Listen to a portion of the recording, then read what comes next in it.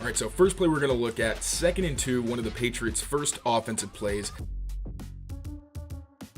What's going on, everyone? Mike Kadlick, Tayler Kyles here for CLNS Media outside of the Gillette Stadium Pro Shop as the Patriots get ready to head down to Miami this weekend to take on the Dolphins, an AFC matchup here against two 0-1 teams, Taylor. A must-win for both sides, I would say, even though it's only week 2. There's been a lot of talk this week about quarterback Drake Maye, and offensive coordinator Josh McDaniels, and if the coaching staff is putting too much on the quarterback's plate. Now, Mike Vrabel was asked about this earlier in the week, said it's something they have to look into. However, we just spoke with Josh McDaniels here on Wednesday, and he gave an emphatic no. There is not too much on his plate. He said that it's the same stuff they gave him throughout the entire summer, and that wasn't too much. And so he says no. Vrabel says maybe.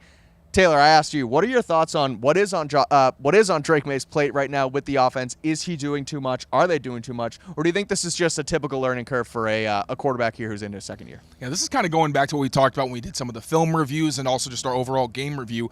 But yes, Drake Maye made some poor decisions early, sometimes where he left the pocket when he probably should have pulled the trigger. But he said it multiple times, and I agree that he did start to find a flow as he went through the game. He did see the field pretty well, and I know there were some questions over, is he calling the right types of plays, right? Is he doing the kinds of using the kinds of concepts rather that Drake Maye's comfortable with? And I will say the kind of dink and dunk approach, we'll see if that's something that Drake Maye can do on a consistent basis in this offense. We saw it at times last year in the West Coast, but obviously the inaccuracy has been a pretty consistent issue. But at the same time, I don't think that he's like not reading things well or like he's having trouble actually scanning and finding the right targets. I thought for the most part his eyes were in the right place.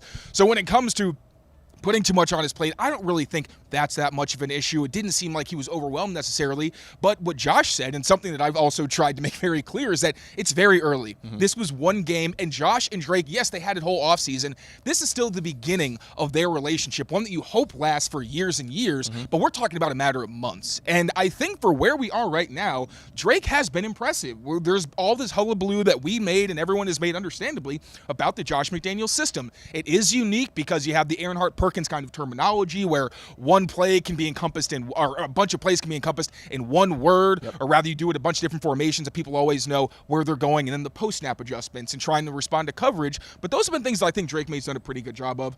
Could the game operation be better at times, like we saw the delay of game? Of course. But I haven't really gotten the impression that Drake is just completely overloaded. I think it's just a matter of getting comfortable, and that's completely understandable, especially considering in week 1 a lot of quarterbacks struggled. I think the big thing here, too, Taylor, is that McDaniels clearly has confidence in Drake Maye, right? He was asked multiple times today about the relationship, about what he's doing. He kept saying he is the right guy. He is young. These are learning experiences for a young quarterback. So I don't think this is something where they're going to, overload his plate. It's going to be too much, and then they're just going to be like, well, what are you doing, Drake? Like, what the hell's going on? I feel like this is a clear, as you mentioned, or as has been said before, you fill up the bucket, you see what you can handle, and then you move on to, a bigger cup, etc. So I think it's just going to be a day-by-day, week-by-week thing here with the quarterback and the offensive coordinator. No reason for panic button yet. We did our film review on Tuesday with Drake, and it was realistically, there was good on top of the bad, right? Yes. This wasn't just a terrible performance all around. The second half wasn't great, but they're going to hit their stride. Things will be okay. A week 1 loss to the Raiders isn't going to completely end this season. And I think you go to a Miami team this weekend who's kind of down in the dumps anyway, and I think you might end up having success against a team like this. Also important to note that Drake and Josh have both acknowledged that when it comes to communication and how the plays are actually called and what gets involved in the plan, it's what Drake's comfortable with. Right. And that's not really a surprise because I know Josh and Tom Brady had a very similar relationship, even more so because I think Josh has talked about how Tom would sometimes text him on the weekends and like random times at night telling him, I want this in the plane and all those things. So I know there's some concern once again about whether or not they're doing things that best suit Drake Maye's skill set and what he does well. But these are usually things that Drake is like checking off. And if there's something that he isn't, think about it. Would Josh really want to put something in the plan if Drake's like, I don't know if I love that this week. So in terms of is he really constructing plans that maximize Drake Maye, still very early. So we're going to see how everything plays out. But in the first week, I definitely thought that it was in Drake's wheelhouse, just needs to be more consistent. Long story short, we're not hitting the panic button on Drake Maye just yet. We'll see what happens this weekend in Miami. Again, Patriots head down there for a Sunday afternoon matchup against the Dolphins, AFC East, divisional rivalry. So we will have you covered here on Patriots Press Pass for all of it. So make sure you rate, review, and subscribe to the channel, and we'll see you next time. Thanks for watching.